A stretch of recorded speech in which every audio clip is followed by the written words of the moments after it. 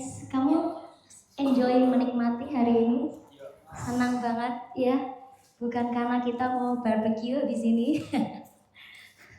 More than itu semua ya, lebih dari itu semua. Tapi sharing kita hari ini tuh sama seperti tema yang di flyer-flyer apa guys? Give for the kings. Mari kita baca dulu ayatnya sama-sama ya.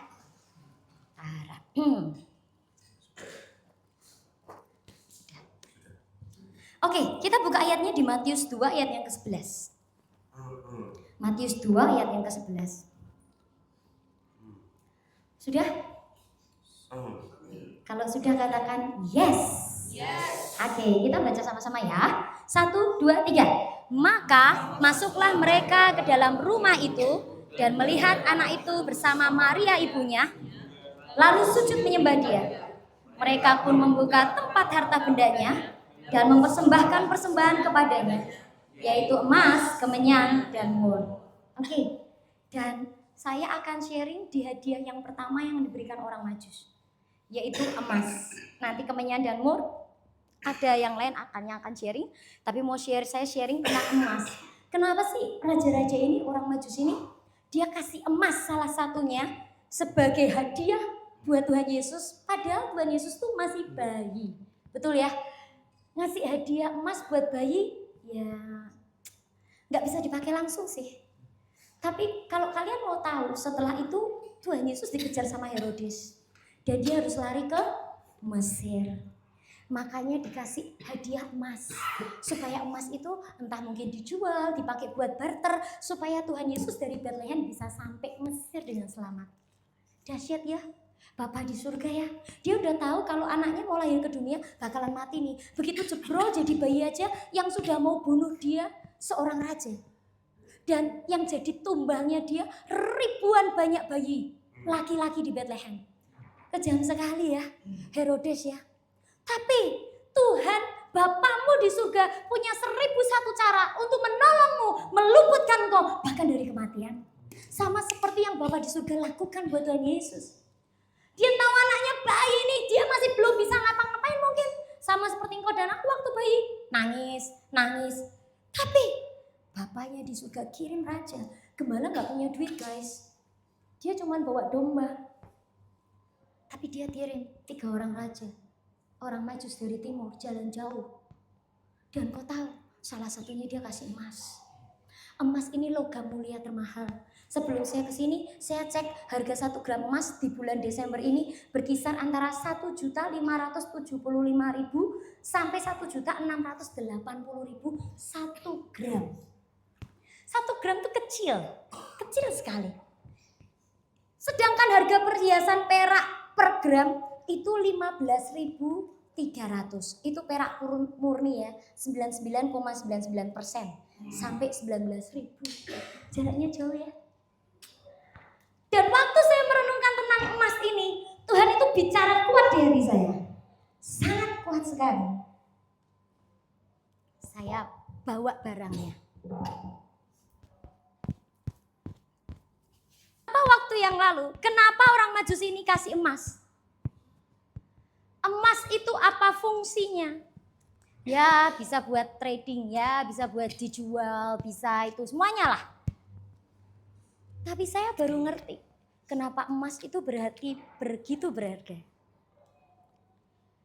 Bulan Jumat setelah penutupan semester minggu depannya, saya pergi ketemu salah seorang rekan saya. Dan rekan saya memberikan kalung cantik. Saya suka leontinnya.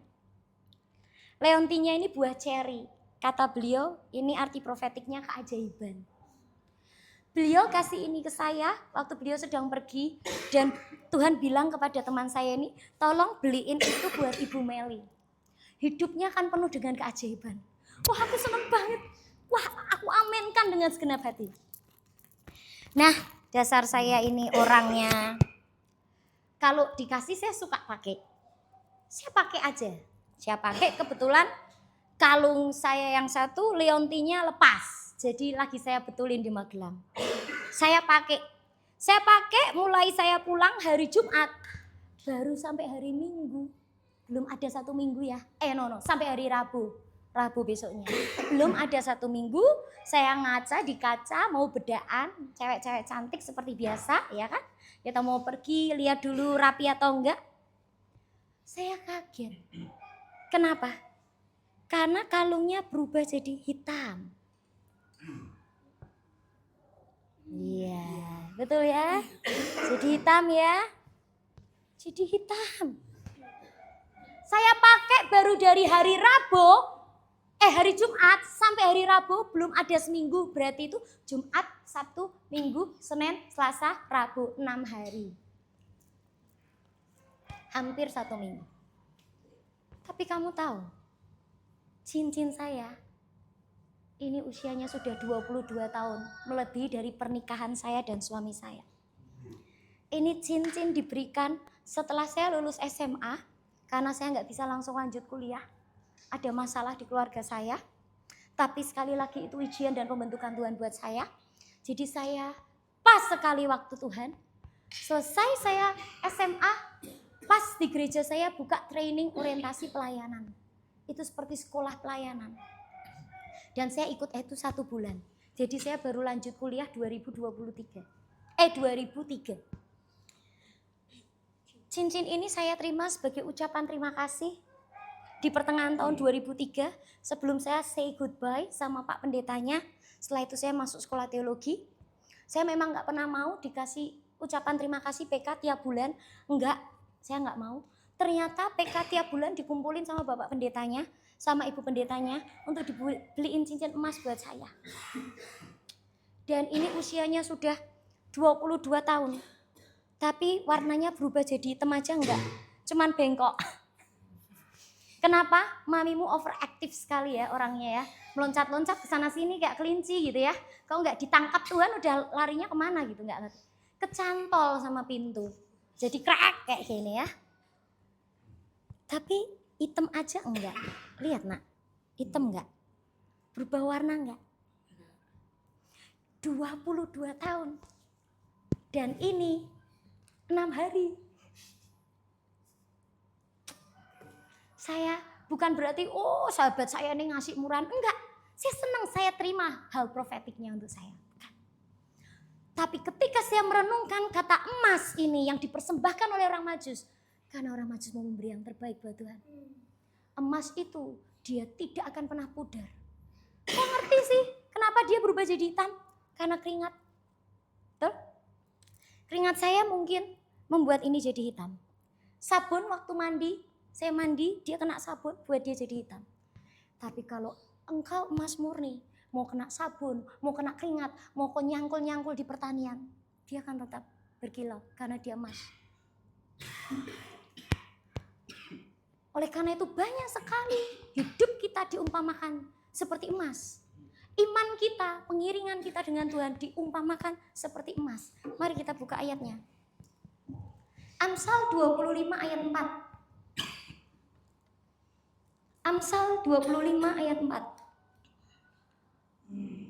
Sudah? Katakan sudah. Oke, mari kita baca sama-sama. 1, 2, 3. Sisihkanlah sanga dari perak, maka keluarlah benda yang indah bagi pandai emas. Ini saya buka cek ya. Dalam Alkitab, sanga itu berasal dari bahasa Ibrani yang berarti logam pengotor atau logam kurang mulia. Logam-logam tersebut dipisahkan dari logam mulia dan biasanya adalah perak dengan cara melelehkan dalam api peleburan yang sangat panas. Mungkin Anda bilang, loh tapi Mami, perak kan udah berharga. Iya guys, iya memang perak udah berharga. Tapi kalau dibandingin emas, dia nggak ada apa-apanya. Nangkep? Kalau dibandingkan dengan emas, perak jadi nggak bernilai. Walaupun sekarang karena harga emas terlalu mahal, mungkin kalau kau tunangan kita pakai perak aja ya. Yaudah, it's okay, nggak apa-apa. Atau kau mau lebarkan iman kapasitasmu untuk berdoa minta emas untuk tunangan nanti. Tapi tolong dengarkan baik-baik. Kalau kau mau menjadi seperti emas, bahkan perak pun harus keluar dari hidupmu dan hidupku. Mam, Tapi perak itu sudah mahal. Cukup aja. Kenapa? Karena aku nggak mau dilebur di dalam api. Untuk mengeluarkan perak, aku harus dilebur dengan api.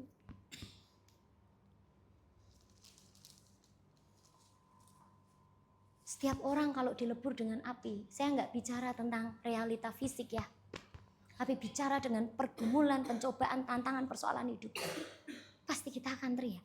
Kalau bisa Tuhan, biarkan ini lalu daripadaku. It's okay. Even Tuhan Yesus pun juga ngomong kayak gitu. Tapi Tuhan Yesus punya satu kalimat di belakangnya. Tapi bukan kehendakku yang terjadi, melainkan kehendakmu yang terjadi. Betul? Pikiran saya begitu dibuka karena selalu saya teriak sama Tuhan. Setiap kali Tuhan memasukkan saya di dalam peleburan api. Teriakan saya seperti teriakan Yeremia. Baca Yeremia 10 ayat yang ke-23. Yeremia 10 ayat yang ke-23 sampai ayat yang ke-24. Yeremia 10 ayat 23 sampai ayat 24. Yang sudah katakan sudah. Oke, kita sama-sama ya. 1, 2, 3. Aku tahu ya Tuhan. Orang yang berjalan tidak berkuasa untuk menetapkan langkahnya. 24. Jaga aku ya Tuhan, tetapi dengan sayapnya. Jangan dengan murkamu, supaya aku jangan kau binasakan. Ya. Bahasa Inggrisnya saya baca di NLT, keren sekali. I know Lord that our lives are not our own. Aku tahu Tuhan, kalau hidupku ini bukan milikku. We are not able to plan our own course. Kami itu nggak mampu untuk merencanakan rencana-rencana atau jalan-jalan kami sendiri. So, correct me Lord, ayat 24. Jadi, tolong Tuhan koreksi aku. But, please be gentle. Tapi Tuhan tolong lembut dong Tuhan, lembut. Do not correct me in anger, for I will die. Jangan kamu mengkoreksi aku dalam kemarahanmu Tuhan, karena aku akan mati. Guys, satu kali aku pernah doa seperti Yeremia. Karena saking menurut saya saking terlalu amat sangat beratnya peleburan api yang harus saya masuki. Sampai saya pernah bilang, Tuhan, kalau sekali lagi tanganmu menekan ini jauh lebih kuat, aku mati. Aku mati. Aku tidak sanggup. Terlalu hebat tanganmu menekan aku. Aku tidak bisa, Tuhan. Tapi saya bersyukur. Saya punya Tuhan yang begitu mencintai dan mengasihi saya. Doa saya selalu seperti Yeremia. Boleh Tuhan, kamu bentuk aku, kamu mengukir aku, tanganmu memprotek aku, tanganmu mengkoreksi aku, menguji aku. Boleh Tuhan. Tapi tolong dengan lembut. Karena kalau kau menghajar aku dalam kemarahan, pasti aku mati. Siapa yang tahan berdiri dalam penghajaran Tuhan? Kau diajar sama setan, ada Tuhan yang menolongmu. Kau diajar sama Tuhan, siapa yang akan menolongmu? Dulu saya punya pikiran, Tuhan stop, Tuhan berhenti, sudah Tuhan, sakit Tuhan, gak mau aku Tuhan, stop. Sampai satu kali aku mengaca di cermin dan aku lihat kalung yang dilapisi emas ini, kuningan, berubah jadi hitam. Roh Kudus bicara dengan lembut di hatiku. Kamu tahu kenapa aku mengujimu terus,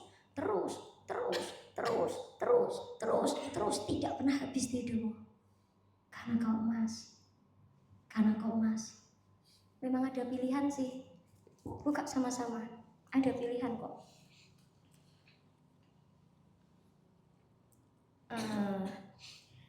2 Timotius 2 ayat 20 sampai 22. 2 Timotius 2 ayat 20 sampai 22. Kita baca sama-sama ya. 1, 2, 3. Dalam rumah yang besar bukan hanya terdapat perabot dari emas dan perak, melainkan juga dari kayu dan tanah. Yang pertama dipakai untuk maksud yang mulia, dan yang terakhir untuk maksud yang kurang mulia.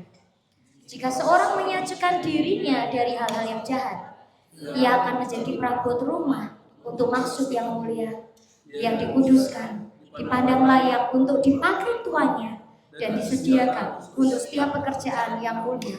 Sebab itu jauhilah nafsu orang muda, kejarlah keadilan, kesetiaan, kasih dan damai bersama-sama dengan mereka yang berseru kepada Tuhan dengan hati yang murni. Ada pilihan nggak? Ada. Pilihan yang pertama, terdapat perabot dari emas dan perak. Tapi ada juga kayu dan tanah.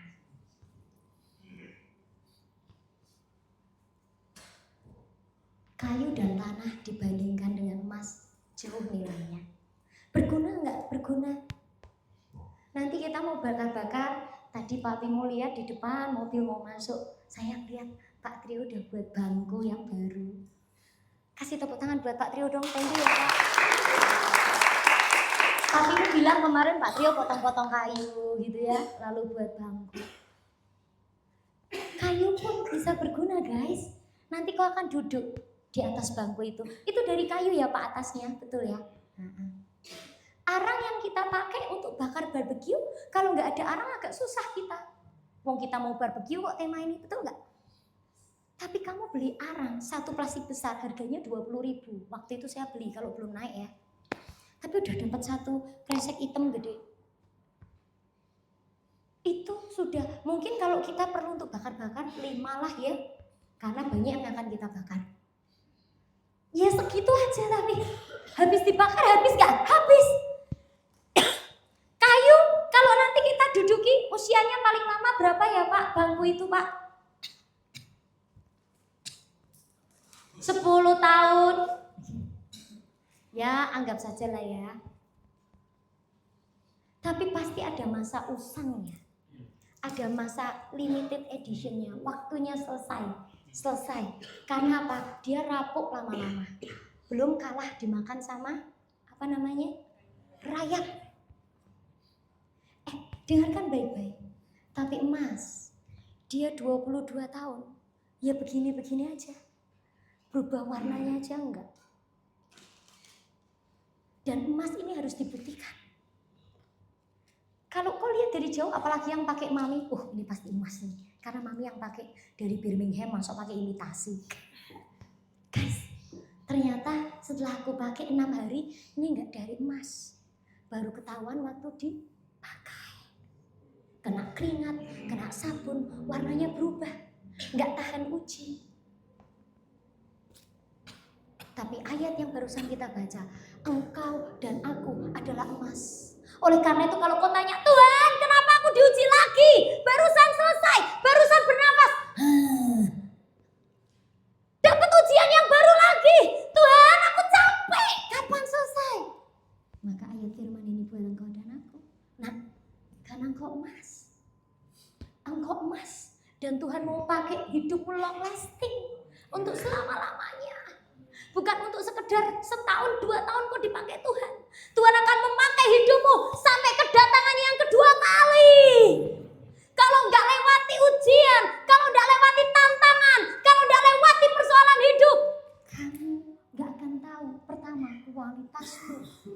Kamu emas atau perak atau kayu atau batu. Yang kedua, kalau engkau dan aku tidak diuji dengan api, engkau dan aku tidak akan tahan lama. Hanya emas yang tahan dengan apapun juga dan dia tidak berubah. Justru semakin dia diuji, dia akan timbul mahal harganya. Betul. Itulah kenapa salah satu hadiah dari orang Majus adalah emas. Apakah mau menutup akhir tahun ini? Kau sudah capek dengan proses Tuhan di hidupmu sepanjang tahun ini. Kau bilang Tuhan cukup, selesai Tuhan. Tahun depan tolong kamu boleh bentuk aku Tuhan. Tapi jangan terlalu seperti ini. Aku gak kuat Tuhan, aku mau mati. Kau ngomong jujur aja, gak apa-apa kok. Yeremia juga doanya seperti itu. Yeremia doanya, I know Lord that our lives are not our own. We are not able to plan our own course. So correct me Lord. But please be gentle. Do not correct me in anger, for I will die. Boleh nggak doa seperti itu? Boleh. Tuhan Tuhan suka hubungan, Tuhan suka relationship. Tujuan dari setiap ujian-ujian yang ada di hidupmu adalah kemurnian hati. Bukankah seperti itu yang dikatakan ayat yang ke-22? Mereka yang berseru kepada Tuhan dengan hati yang murni. Hati yang murni adalah ujian terakhir. Aku nggak tahu apa tantangan, apa ujian, apa peleburan api di dalam hidupmu yang sedang kau hadapi. Mungkin penolakan, mungkin bully, mungkin persoalan di pekerjaanmu, dengan teman-teman di pekerjaanmu, mungkin di kuliahmu, mungkin kau sedang menggumuli, aku mau selesai, habis ini aku mau kerja di mana. Mungkin kau beda pilihan dengan orang tuamu mau ini, tapi Tuhan bicara di hatimu kau harus lakukan ini. Dengar baik-baik. Ada satu tujuan Tuhan yang mulia. Kenapa engkau dan aku dikumpulkan di tempat ini? Karena kita punya visi yang sama dan itu satu. Kita akan mempersiapkan lawatan yang tidak akan berhenti sampai kedatangan Tuhan yang kedua kali. Kita orang-orang yang akan melihat lawatan itu terjadi di antara orang-orang muda sampai kedatangan Tuhan yang kedua kali. Dan itu long lasting. Kalau engkau tidak seperti emas, kau tidak akan tahan. Kau tidak akan tahan. Diuji semua, termasuk kesetiaanmu, ketekunanmu dengan Tuhan, pengiringanmu dengan Tuhan. Semua akan diuji. Kau akan diiming-imingi dengan emas, kau akan diiming-imingi dengan kekayaan, kau akan diiming-imingi dengan cowok ganteng, cewek cantik, supaya kau keluar dari panggilan Tuhan. Tapi dengar baik-baik satu hal, kau adalah emas. Oleh karena itu mari rubah mindset kita. Begitu kita menghadapi api, mari kita berkata, puji Tuhan, karena aku melewati api ini seperti Sadrah, Mesah, dan Abednego. Ada malaikat Tuhan di dalamnya. Kau akan keluar dari api dan tanpa hangus sedikit pun. Karena yang sedang dibakar oleh Tuhan adalah kedagingan kita, kemalasan kita, ego kita, kemauan kita, keegoisan kita. Itu yang sedang dihabisi oleh Tuhan di hidup kau dan hidupku. Mari kita mau masuk tahun depan. Saya berharap engkau dan aku tidak masuk tahun depan dengan hati yang pahit. Kenapa? Karena udah terlalu banyak ujian tahun ini. Bahkan kau mau menyerah, tapi dengarkan firman baik-baik. Persembahan yang diberikan orang Majus, emas. Dan emas itu logam mulia yang paling mahal. Dia long lasting. Dia gak akan berubah jadi hitam. Seperti kalung saya yang baru dipakai 6 hari. Tapi dia seperti cincin saya di jari tengah saya. 22 tahun saya pakai dan warnanya tidak berubah. Mau kena sabun, mau kemarin saya mau asrama Putri 2 pakai sabun Rinso sebanyak itu, dia juga nggak berubah. Saya pakai mandi selama 22 tahun nggak pernah saya copot, dia nggak berubah warna hitam. Kena keringat saya dia nggak berubah karena dia emas. Guys, kau dan aku adalah emas. Karena kau sudah ditebus dengan darah yang mahal. Karena bahan dasarmu bukan dosa, tapi bahan dasarmu adalah darah Yesus. Dan darah Yesus lebih mahal dari emas. Oleh karena itu darah Yesus yang akan membuatmu sampai ketika ada ujian-ujian yang terjadi dalam hidupmu. Banyak orang lupa dan aku gak mau diuji lagi, stop, capek. Aku mau ingatkan, saudara-saudaraku, bahan dasarku dan bahan dasarku adalah darah Yesus.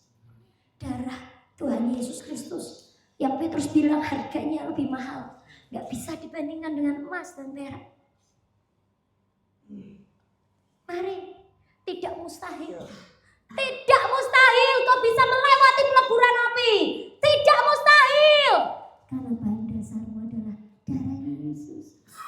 Dan ada kuasa di dalam nama Tuhan Yesus Kristus. Amin.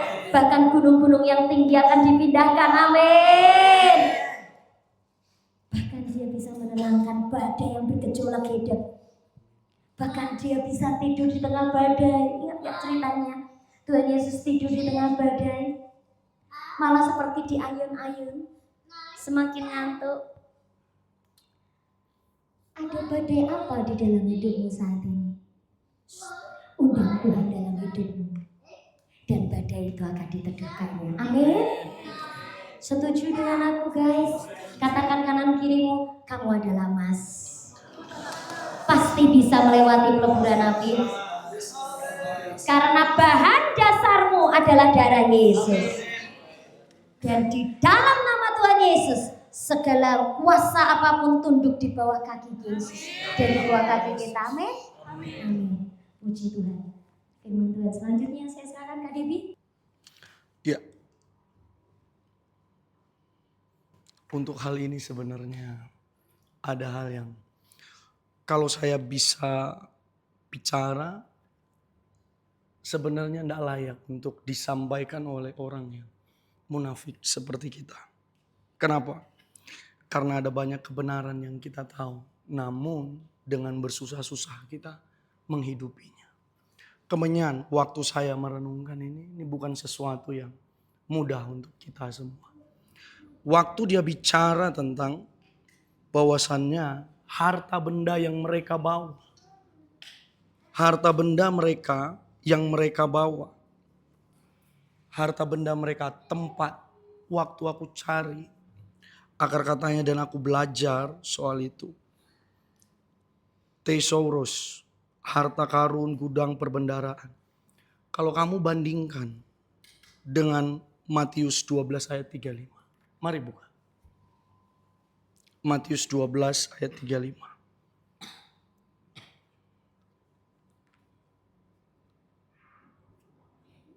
Matius 12 ayat 35. Orang yang baik mengeluarkan hal-hal yang baik dari perbendaharaannya yang baik. Dan orang yang jahat mengeluarkan hal-hal yang jahat dari perbendaharaannya yang jahat. Kalau kamu balik ke Matius 2 ayat 11, kamu akan lihat bagaimana orang Majus membawa harta benda mereka. Kata di situ juga sama dipakai di Matius 12 ayat 35. Ternyata segala sesuatu yang bisa kamu persembahkan, apa yang ada padamu, yang benar yang ada di dalammu, itu pertama. Karena ternyata dimaksudkan adalah bahwa sebenarnya itu bukan hanya bicara tentang lambang daripada harta yang dia bawa. Tapi bagaimana harta benda itu juga jadi sebuah wadah, tempat yang ada di dalam kamu. Kalau amplified ngomongnya apa? Inner, di dalam. Ngomongnya di dalam. Jadi harta benda. Kita mau mempersembahkan sesuatu yang berkenan. Kalau kamu lihat amplified Matius 2 ayat 11. Fit for a king gift. Apa itu? Pemberian yang tepat. Sesuai, cocok. Dari mana orang Majus tahu kalau 3 bentuk hadiah itu adalah yang tepat dan sesuai. Karena Roh Kudus. Walaupun tidak dijelaskan detail apakah ada Roh Kudus yang memimpin. Tapi itu wadah, teman-teman. Kamu mau mempersembahkan sesuatu. Orang yang baik akan mengeluarkan sesuatu yang baik dari perbendaharaannya yang baik. Kedalaman yang kamu tahu, kebenaran yang hidup di dalam kamu, itu akan jadi satu kemenyan atau dupa atau persembahan yang harum. Nanti kita akan belajar itu untuk beberapa menit ke depan. Tapi itu menentukan apa? Inner, dari dalam. Makanya waktu aku merenungkan ini aku melihat diriku, Tuhan ini bodoh dan tidak layak untuk ngomong bagian ini, tidak bisa. Karena waktu ngomong tentang bagian ini ada banyak kebodohan dan kemunafikan yang dikupas di dalam. Sangat banyak. Jadi kalau kamu mau mempersembahkan sesuatu yang berkenan, yang tepat, dilihat dari kamu punya harta perbendaharaan. Kalau perbendaharaan kamu baik dalam kebenaran, yang keluar juga akan baik. Itu. Terus bagaimana dengan kita sekarang? Kita sering bilang apa? Persembahkan tubuhmu sebagai persembahan yang hidup. Tapi coba kamu renungkan, ada ndak hal baik yang keluar dari perbendaharaanmu yang baik? Jangan bicara dulu tentang kekudusan. Jangan bicara dulu tentang kemuliaan. Tunggu. Wadah. Itu teman-teman. Bagaimana wadahmu mau benar? Bagaimana kamu, kata kuncinya, orang baik akan mengeluarkan perbendaharaan yang baik. Orang baik akan mengeluarkan hal-hal yang baik dari perbendaharaannya yang baik. Kalau kamu sendiri tidak didapati ada hal yang benar di dalam hidupmu, adakah hal yang benar keluar dari hidupmu? Sederhana, kamu berteman dengan siapa? Kalau kamu toksik, sering mengeluarkan perkataan yang tidak baik, hal-hal yang jahat, ngeluh, semua sumpah serapah. Aku ngerti, berarti perbendaharaanmu di sini buruk. Tapi kalau setiap masalah datang, persoalan datang, segala sesuatu yang tidak baik datang, tapi kamu bisa bilang, terima kasih Tuhan. Sekali lagi aku akan lihat pertolongan Tuhan. Berarti ada kebenaran yang di dalam sini. Karena itu menentukan, teman-teman. Tahu kemenyan? Buka ayatnya. Keluaran 30 ayat 34 sampai 38.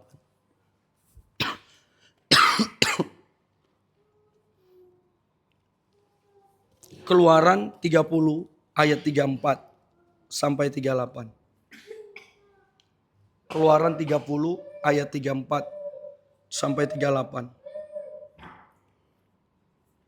Berfirmanlah Tuhan kepada Musa, ambillah wangi-wangian, yakni getah, damar, kulit, lokan, dan getah rasmala. Wangi-wangian itu serta kemenyan yang tulen. Masing-masing sama banyaknya. Semuanya ini harus kau buat menjadi ukupan. Suatu campuran rempah-rempah seperti buatan seorang tukang campur. Rempah-rempah digarami murni kudus. Sebagian dari ukupan itu haruslah kau giling sampai halus. Dan sedikit daripadanya kau letakkanlah di hadapan tabut hukum di dalam kemah pertemuan. Di mana aku akan bertemu dengan engkau. Haruslah itu maha kudus bagimu.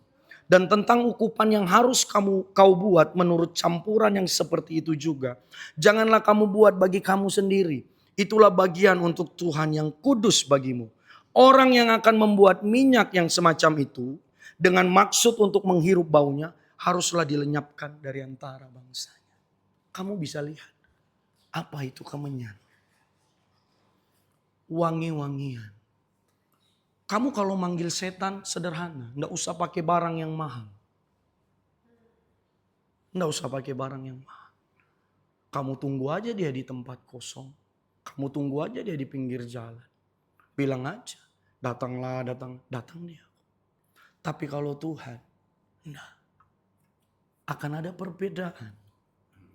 Tuhan dengan iblis karena dia lihat kualitas. Wangi-wangian. Kemenyan, kamu tahu kalau kemenyan untuk mengeluarkan dia punya getah harus ditore. Ditore, nanti getahnya itu akan mengalir seperti tetesan air mata. Bahasanya begitu. Netes kecil-kecil. Lalu yang kedua apa? Kemenyan rasanya pahit, tapi baunya harum. Kamu bisa lihat dengan hidup kita. Pengurapan itu kudus. Pengurapan dipakai bukan untuk menyenangkan pribadi. Pengurapan, anointing, dianugerahkan Tuhan supaya kita wangi di hadapannya. Jangan berpikir kita bisa layak tanpa dia melayakkan. Bagaimana mau ditemukan wangi-wangian di hidup kita? Bagaimana? Tidak mudah, teman-teman. Itu kenapa aku bilang tadi, Tuhan ini tidak mudah. Untuk bagian yang seperti ini, tidak mudah. Karena keharuman yang terpancar dari setiap korban yang diletakkan di atas mezbah. Itu dia. Kamu berkorban, kamu menyerahkan bukan sebagai tumbal proyek Tuhan. Tapi supaya dia gantikan pribadinya yang utuh untuk hidupmu. Sepenuhnya dia yang jadi milikmu. Kalau dia minta sesuatu yang menyakitkan, supaya itu keluar keharuman dari hidup. Keharuman. Siapa yang bisa bicara soal ini Tuhan? Keharuman. Keharuman. Keharuman. Kalau kita tidak jujur dengan hidup kita, pikiran hati kita, bagaimana kita mau bilang keharuman muncul dari hidupmu? Tidak bisa, teman-teman. Kemenyan dikhususkan untuk Tuhan. Kalau kamu baca tadi di atas, seorang tukang campur rempah-rempah digarami murni dan kudus. Sebagian dari ukupan itu haruslah kau giling sampai halus. Lanjut. Kau letakkanlah di hadapan tabut hukum di dalam kemah pertemuan, di mana aku akan bertemu dengan engkau. Haruslah itu maha kudus bagimu. Dan tentang ukupan yang harus kau buat menurut campuran yang seperti itu juga, janganlah kamu buat bagi kamu sendiri. Itulah bagian untuk Tuhan yang kudus bagimu. Yang wangi, yang kudus, yang murni. Itu bagian yang harus kita persembahkan. Jelas persembahkan tubuhmu sebagai persembahan yang hidup. Ada banyak yang cacat, benar. Ada banyak yang hancur di dalam. Tapi sadar enggak kamu? Kalau itu tidak berhenti di situ. Waktu kamu mengalami perjumpaan dengan Tuhan dan diubahkan, akan kamu dapati, bahkan dia dapati ada yang murni, yang kudus, yang emas mami sampaikan, yang muncul dari hidupmu. Dan itu sebenarnya yang harus dipersembahkan. Kalau kamu pikirkan bagaimana cara supaya aku bisa wangi, tidak ada selain kamu mengizinkan untuk ditore. Bagian-bagian yang dilihat tidak benar dan tidak kudus dalam hidupmu harus dipotong. Supaya itu mengeluarkan satu wewangian yang dia berkenan untuk itu. Karena ini dikhususkan bukan untuk manusia. Orang yang akan membuat minyak yang semacam itu dengan maksud untuk menghirup baunya harus dilenyapkan dari antara bangsa ini. Kamu pikir waktu kamu mempersembahkan korban kamu layak membanggakannya? Tidak. Korban yang kamu persembahkan itu bukti tanda pengabdian kamu dengan Tuhan. Tidak ada yang lain. Terus bagaimana dengan hidup kita? Tidak ada yang mampu, teman-teman. Sampai satu kali aku berdoa di kamar nyembah Tuhan. Sampai aku bilang, Tuhan, kita menyembah dengan beat yang cepat. Dan semuanya powerful. Tapi mengapa mereka yang di luar tidak merasakannya, Tuhan? Aku merenungkan itu. Berarti semua harus keluar dari roh. Semua harus keluar dari kejujuran dan kemurnian. Sampai waktu kamu bahas roh saja orang bisa ngerti. Ada kedalaman di dalam hidupmu. Waktu kamu bermazmur. Waktu kamu ngobrol. Kamu sharing. Waktu kamu menyampaikan kebenaran. Itu keluar jujur dari hatimu dan dari hubunganmu dengan dia. Kalau itu keluar dari jiwa. Itu hanya akan sampai di pikiran dan perasaanmu saja. Tapi kalau keluar dari roh, dia akan memanifestasikan kuasanya. Bahkan sampai memimpin tubuh dan jiwamu. Terus bagaimana selanjutnya, teman-teman? Di sini tantangannya. Bisa enggak? Kamu belajar untuk jujur, datang ke Tuhan. Mulai akui segala sesuatu yang enggak benar. Yang kamu lakukan. Karena satu hal. Supaya kejujuran, kemurnian. Itu ada di hidup kita. Supaya kita wangi di hadapannya.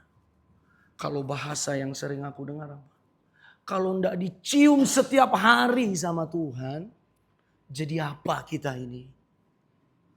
Kalau setiap hari tidak ada korban yang diletakkan. Jadi apa kita ini? Kamu akan hidup mengandalkan kekuatanmu sendiri. Kamu akan hidup di luar daripada otoritas dan kedaulatan Tuhan. Kamu akan hidup sesuai jalurnya anak muda. Karena anak muda penuh dengan kebodohan. tapi tongkat didikan yang mengusir kebodohan dari pikiran anak muda. Terus mau bagaimana? Sekarang kembali ke dirimu, teman-teman. Kembali ke dirimu. Mau tidak memutuskan untuk Tuhan, aku belajar untuk jujur. Aku tahu yang disampaikan tidak enak. Tapi aku mau belajar lakukan ini. Pelan-pelan. Yang Mami sampaikan tadi. Jangan ditekan terlalu kuat Tuhan. Nanti aku mati. Bisa enggak itu? Doa seperti itu pun harus keluar. Kalau kamu buka wahyu, kamu akan dapati bahwa kemenyan juga lambang daripada doa-doa orang kudus. Kamu apa dengan itu, teman-teman? Semerbak narwastu penyembahanku. Mana? Setiap lagu dan setiap bentuk nada yang dinaikkan. Satu frekuensi dengan surga. Supaya mendatangkan keharuman, keindahan yang dia suka. Itu teman-teman yang aku bisa sampaikan di sini. Belajar sesuatu untuk kamu bisa jujur, murni, dan belajar mempersembahkan itu di hadapan Tuhan. Terima kasih. Tuhan Yesus memberkati. Gelas kertas itu boleh diedarkan. 2 itu ya, 1 ke sini, 1 ke sana. Coba dihirup baunya itu minyak mur, tapi mungkin kurang kuat ya. Nanti kapan cari yang lebih strong. Dia bentuknya harusnya seperti kemenyan begitu, berupa getah. Ya, oke. Seperti kemenyan harusnya berupa getah, tapi itu dari esensial dari minyak yang sudah diekstrak jadi minyak. Supaya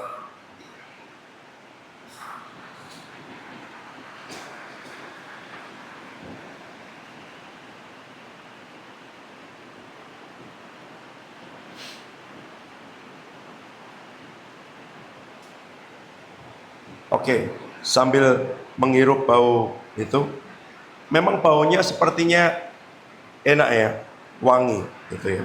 Tapi fungsi utamanya bukan untuk dihirup, ya kan? Fungsi utamanya itu untuk digosokkan ke tubuh. Fungsi utama mur itu untuk digosokkan ke tubuh. Waktu Esther Hadassah mau dipersiapkan untuk bertemu dengan raja, ya kan? Coba buka dulu bersama dengan saya.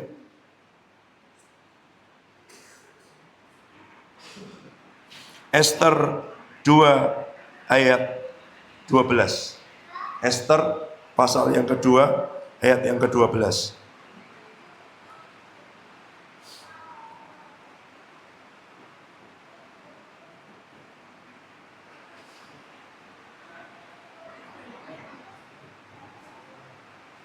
Baca bersama, 2, 3. Tiap-tiap kali seorang gadis mendapat giliran untuk masuk menghadap Raja Ahasiweros. Dan sebelumnya ia dirawat menurut peraturan bagi para perempuan selama 12 bulan. Sebab seluruh waktu itu digunakan untuk pemakaian wangi-wangian. 6 bulan untuk memakai minyak mur. 6 bulan lagi untuk memakai minyak kasai serta lain-lain wangi-wangian perempuan. 6 bulan untuk memakai minyak mur. Jadi apa yang dilakukan selama 6 bulan, dia akan digosok setiap hari untuk mengeluarkan, untuk memurnikan, gitu ya, untuk membersihkan. Catatan di King James bilang begini, menurut cara peraturan untuk perempuan, yaitu hari ketika pemurnian itu selesai. Jadi dimurnikan, seperti emas tadi dibakar. Tapi kalau minyak mur itu digosokkan. Yang rasanya pahit ini baunya wangi, ya kan? Tapi dia digosokkan. Biar apa? Biar semua kotoran, biar semua racun, biar semua bau-bau yang gak enak dari tubuh ini hilang. 6 bulan loh. Firman Tuhan bilang begini, kita ini dipersiapkan jadi mempelai Tuhan yang kudus dan tidak bercela, tidak bercacat, ya kan? Tidak ada celahnya. Bagaimana caranya dipersiapkan? Harus mau digosok terus. Dan yang dipakai untuk menggosok adalah sesuatu yang pahit. Apakah mau? Banyak orang mau dengan posisi, banyak orang mau dengan jabatan, banyak orang mau dengan mahkota. Tapi untuk sampai ke situ bertemu dengan raja saja, 6 bulan dia harus memakai minyak mur. Sebelum apa? 6 bulan nanti dia pakai semua wangi-wangian. Jadi ini dasarnya, fondasinya. Sebelum dikasih yang lain. Jangan sampai nanti bau tubuhnya lebih kuat dari bau minyak wanginya, ya kan? Bagaimana caranya? Digosok dulu sampai hilang semua bau yang lain. 6 bulan. Nanti kalau kita lihat lagi, imam waktu mau diurapi, Keluaran 30 ayat 23 sampai 24.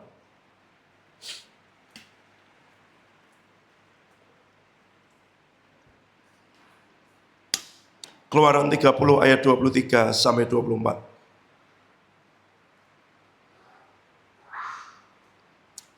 Baca bersama, 23. Ambillah rempah-rempah pilihan, mur tetesan 500 sikal, dan kayu manis yang harum setengah dari itu, yakni 250 sikal, tebu yang baik 250 sikal, kayu teja 500 sikal, ditimbang menurut sikal kudus, dan minyak zaitun 1 hin. Yang pertama disuruh mengambil untuk dicampurkan jadi minyak urapan adalah mur tetesan 500 sikal.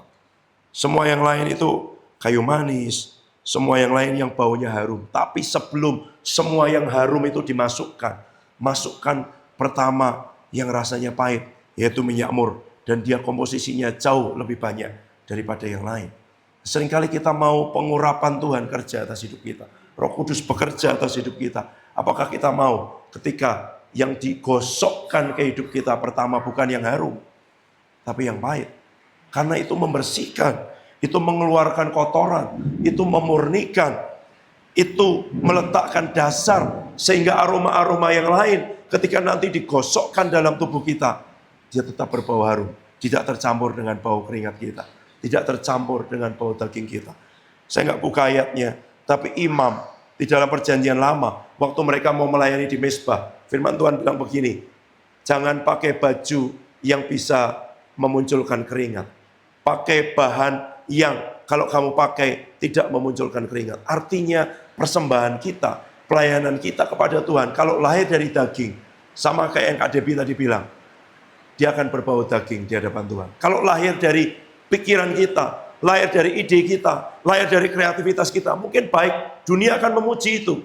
Tapi waktu dia dipersembahkan ke Tuhan, dia bau sesuatu yang tidak enak. Baunya mungkin seperti bau bangkai. Bau seperti sesuatu yang memuakkan.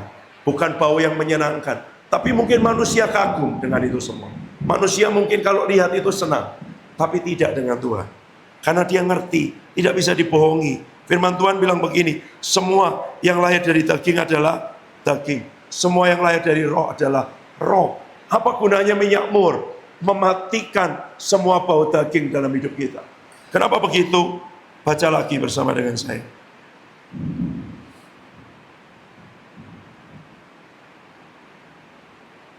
Lukas 23 ayat 55 sampai 56.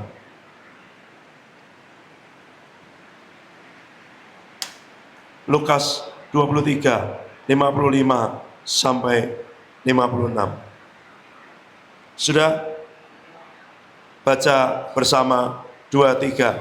Dan perempuan-perempuan yang dari Galilea ikut serta dan mereka melihat kubur itu dan bagaimana mayatnya dibaringkan. Dan setelah pulang, mereka menyediakan rempah-rempah dan minyak mur. Dan pada hari Sabat mereka beristirahat menurut hukum Taurat. Buat apa minyak mur? Buat mengurapi mayat. Berarti yang bisa diolesi dengan minyak mur adalah yang sudah mati. Yang pertama, dia mempersiapkan supaya mempelai siap bertemu dengan kekasihnya, dengan rajanya. Supaya imam siap melayani. Dan supaya semua yang sudah mati ini siap bertemu dengan Tuhan. Natal bukan hanya tentang Tuhan memberi kepada kita. Tapi ternyata waktu Tuhan memberi kepada kita, kita merespon dengan memberikan persembahan yang tadi sudah dibaca Kak Debbie dari Amplified. Fit to the King. Give fit to the King. Jadi kalau memberi kepada raja itu harus hadiah yang cocok untuk raja. Dan hadiah yang cocok untuk raja itu emas, kemenyan, dan mur. Tidak bisa milih sendiri, oh Tuhan adanya ini Tuhan. Gitu ya. Nggak bisa. Harus hadiah yang cocok untuk raja. Karena emas itu memang lambang kemuliaan. Dan dia untuk raja. Apa itu kemenyan? Kemenyan itu dinaikkan dupa, korban, persembahan. Dan siapa yang menaikkan? Imam. Kemenyan itu lambang kemuliaan, keilahian, kekekalan. Raja. Kemudian kenapa mur?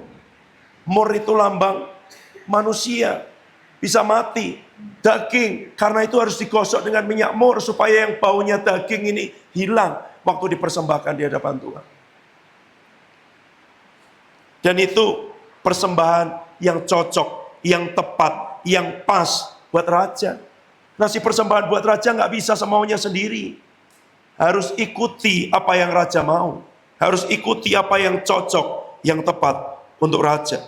Dan orang Majus yang datang dari jauh, yang melampaui perjalanan, mencari, dia menyiapkan persembahan. Dia tidak hanya datang mau menerima dari Tuhan. Seringkali kita pikir kita terima dari Tuhan, betul. Tapi waktu kita terima, respon kita adalah memberi sesuatu untuk Tuhan. Dan yang diberi adalah sesuatu yang dimurnikan. Sesuatu yang dibakar, yang dipersembahkan, yang naik di hadapan Tuhan. Dan sesuatu yang digosokkan, yang pahit, yang membuat sesuatu yang tadinya hidup, yang tadinya tidak murni, yang tadinya masih bercampur, jadi mati. Jadi hilang bau kedagingannya. Tidak lagi pakai kekuatan manusia. Tidak lagi pakai kekuatan diri sendiri. Tidak lagi pakai semua yang menurut dunia hebat. Tapi semua yang lahir dari Tuhan. Dan itu mur. Dan itu persembahan. Dan itu dipersembahkan kepada raja. Kalau kita ngomong emas itu untuk raja. Saya akan ngomong kemenyan itu untuk imam. Mur untuk siapa? Nabi. Dia Tuhan.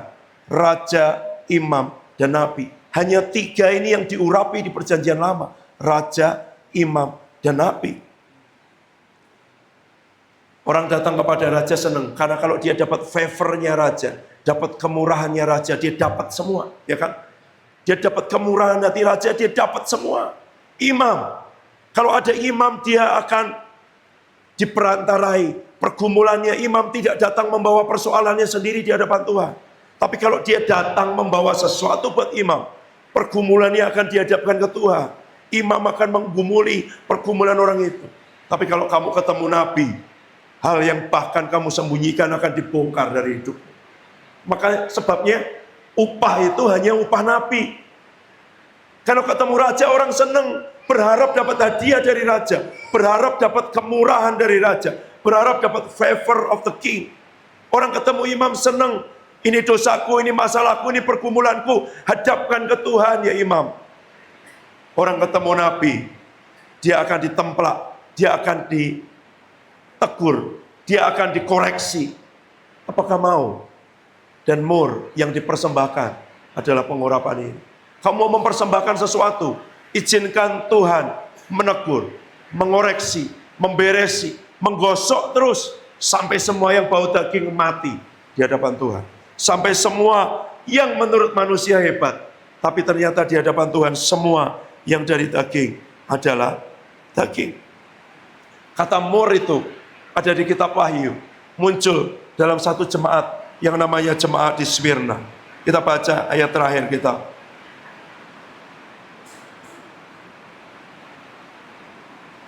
Wahyu 2 ayat 8 sampai 11.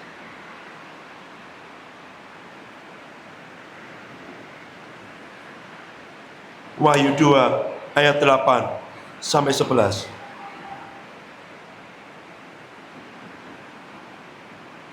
Baca bersama 2, 3, dan tuliskanlah kepada malaikat jemaat di Smyrna. Inilah firman dari yang awal dan yang akhir, yang telah mati dan hidup kembali. Aku tahu kesusahanmu dan kemiskinanmu, namun engkau kaya, dan fitnah mereka yang menyebut dirinya orang Yahudi, tapi yang sebenarnya tidak demikian. Sebaliknya mereka adalah jemaah iblis. Jangan takut terhadap apa yang harus engkau derita. Iblis akan melemparkan beberapa orang dari antaramu ke dalam penjara, supaya kamu dicobai kesusahan selama 10 hari. Hendaklah engkau setia sampai mati. Aku akan mengaruniakan kepadamu mahkota kehidupan. Siapa bertelinga, hendaklah ia mendengarkan apa yang dikatakan Roh kepada jemaat-jemaat. Barang siapa menang, ia tidak akan menderita apa-apa oleh kematian. Yang kedua, Smyrna, akar katanya sama dengan mir. Jemaat di Smyrna beda nanti bandingkan dengan 6 jemaat yang lain. Dari awal Tuhan ngomong apa? Aku yang telah mati dan hidup kembali. Dia menyatakan diri gini loh, aku sudah mati, tapi jangan takut dengan kematian, karena kematian itu akan membawa kepada kehidupan. Makanya dia tahu, Tuhan bilang apa? Aku tahu kesusahanmu, kemiskinanmu, fitnah. Jangan takut terhadap yang harus engkau derita. Ada yang masuk ke penjara, dicobai, dapat kesusahan. Tapi hendaklah engkau setia sampai mati. Dan aku akan mengaruniakan kepadamu mahkota kehidupan. Coba perhatikan nanti setiap jemaat di kitab Wahyu, Tuhan itu menyatakan dirinya beda. Tuhan memperkenalkan dirinya itu beda.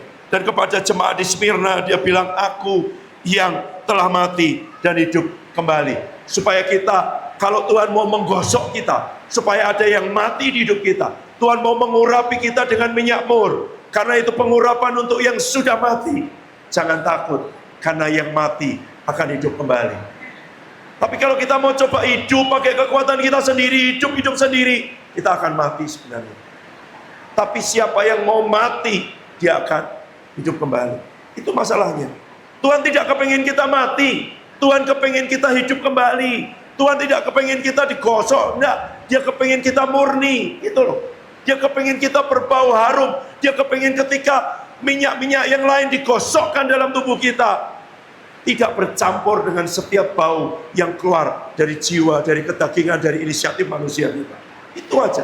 Bukan karena dia kepingin kita mati, bukan dia kepingin kita menderita, dia kepingin kita menerima mahkota kehidupan. Tapi tidak ada cara lain kecuali digosok minyak mur, dan itu jadi persembahan yang cocok, yang tepat, yang pas untuk raja. Dia datang memberi yang terbaik, dia datang meninggalkan surga.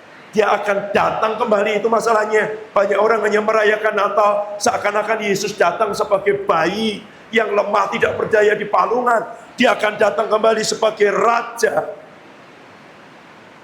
Dia akan datang kembali dengan mahkota, dengan kemuliaan. Dia akan datang kembali dengan semua yang dikatakan di kitab Wahyu. Dia akan datang kembali dengan wajah yang bersinar-sinar seperti matahari, dengan kaki yang mengkilap seperti tembaga. Dia akan datang kembali dengan segala kemuliaannya, diiringi malaikat, seperti yang dikatakan firman Tuhan. Apakah hidup kita akan jadi persembahan yang cocok waktu dia datang kembali sebagai raja? Dan orang Majus luar biasa. Lihat bayi aja bisa mempersembahkan emas, kemenyan, dan mur. Apalagi kita akan melihat dia dalam segala kemuliaannya. Apakah kita membiarkan hidup kita jadi emas, kemenyan, dan mur?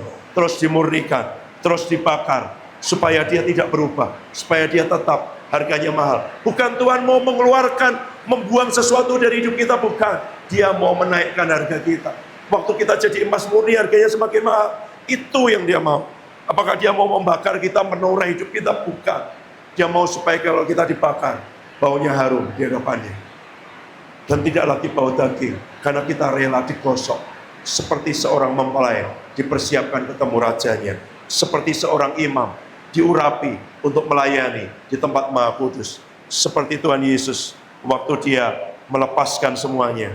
Pengurapan kematian, pengurapan minyak mur, biar itu juga ada di hidup kita. Jadi korban di hadapan Tuhan. Mari datang semuanya, mempersembahkan hidup kita sekali lagi. Jadi persembahan, gift fit for the King. Persembahan, korban, hadiah yang cocok, yang tepat, yang layak, yang pantas untuk seorang raja. Dan kalau kita percaya Yesus Tuhan dan Raja, Dia layak menerima hidup kita yang dimurnikan, yang dipersembahkan, yang dibakar, yang berbau harum, yang digosok, yang sudah mati. Karena itu persembahan yang cocok, yang tepat, yang layak bagi Raja, yang layak bagi Raja.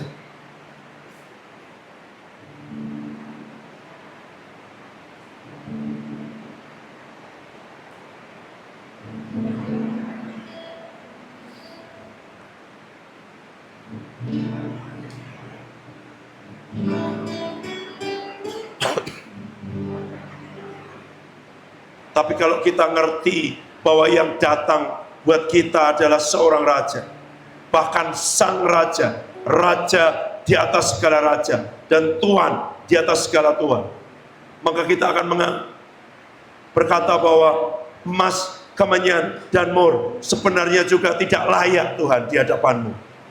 Sebab engkau raja di atas segala raja, engkau yang punya semuanya. Maka yang dipersembahkan adalah hidup kami Tuhan, yang dimurnikan seperti emas. Hidup kami yang terus dibakar dan dikeluarkan setiap kotorannya. Maka hidup kami yang dibakar jadi korban, berbau harum, jadi kemenyan. Dupa-dupa doa kami jadi persembahan di hadapanmu. Berbau harum naik di hadapan Tuhan, mengepul seperti kemenyan sampai ke tahta Tuhan. Hidup kami yang sudah digosok, dimatikan, dihilangkan setiap bau kedagingannya, direlakan untuk direndam dengan minyak mur, sampai kami jadi mempelai yang kudus dan tidak bercela, sampai kami jadi imam yang layak di hadapan Tuhan, sampai semua yang lain yang bukan dari Tuhan mati di hidup kami.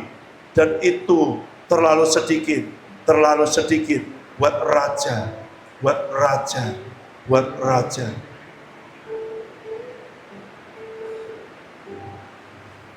Sembah dan puji